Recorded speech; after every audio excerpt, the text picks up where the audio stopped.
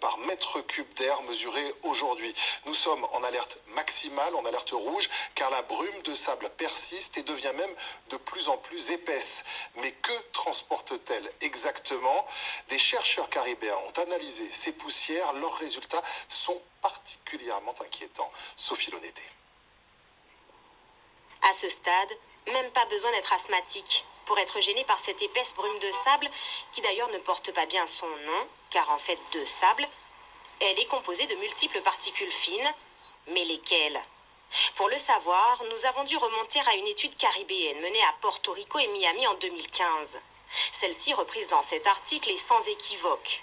Les chercheurs ont trouvé dans la brume de sable qui avait envahi Barbade des micro-organismes, des bactéries, des champignons, des pesticides et même des matières fécales, de l'arsenic et du cadmium, un métal dangereux pour les reins et les os.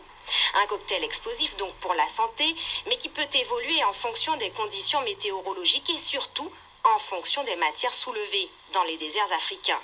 Pour une connaissance plus fine de la composition de la brume de sable en Martinique, Madinière lance donc en octobre prochain une campagne d'analyse de ces particules fines.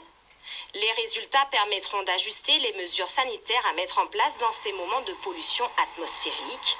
Mais pour cela, il faudra attendre encore un an et affronter individuellement un air dont on sait déjà qu'il est pollué.